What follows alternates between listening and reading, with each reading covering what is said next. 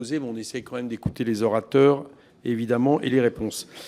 Eddy Casterman, RN. Sur ces mots appétissants, merci Monsieur le Président. Messieurs les ministres, le gouvernement avait promis un projet de loi de finances de la préservation du pouvoir d'achat et des économies. Les Français auront tout le contraire, notamment du fait de l'écologie punitive.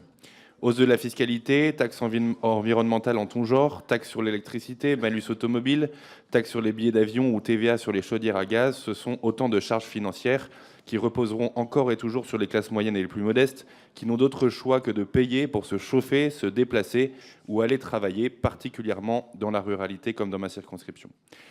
Dans le même temps, le budget prévoit d'augmenter les crédits au développement des énergies renouvelables, cédant une écologie déconnectée du réel, en continuant par exemple à financer toujours plus l'éolien, énergie intermittente qui défigure nos paysages, mais semble faire l'impasse sur l'investissement dans les énergies du réel et du bon sens, comme le nucléaire ou les biocarburants, qui offrent aux Français des énergies propres, continues, fiables, souveraines et peu chères.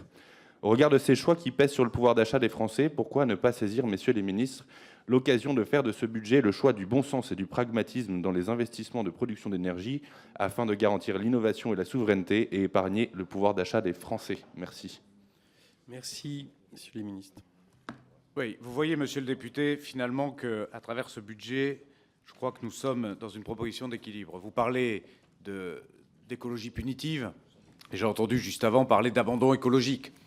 La vérité, c'est que ce n'est ni de l'écologie punitive et certainement pas un abandon écologique. C'est tout simplement la poursuite de l'investissement dans une transition écologique parce que la dette écologique, elle, est absolument nécessaire.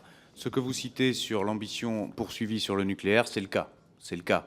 Oui, nous croyons qu'il faut effectivement, par le mix énergétique, également continuer à investir massivement dans les énergies renouvelables. C'est une divergence entre nous de fait. Et vous avez raison, dans le budget, nous l'assumons et nous le revendiquons, il y a une hausse substantielle de moyens mis dans le financement de la transition énergétique, notamment parce que les prix baissent. Et donc, je ne laisserai pas dire que c'est un budget d'écologie punitive. En aucun cas, c'est un budget d'investissement dans la transition écologique pour ne certainement pas faire de ce budget un budget de renoncement sur notre dette écologique qui est au moins aussi importante que la dette financière. Et ce sont les deux dettes que nous devons mener en même temps de front.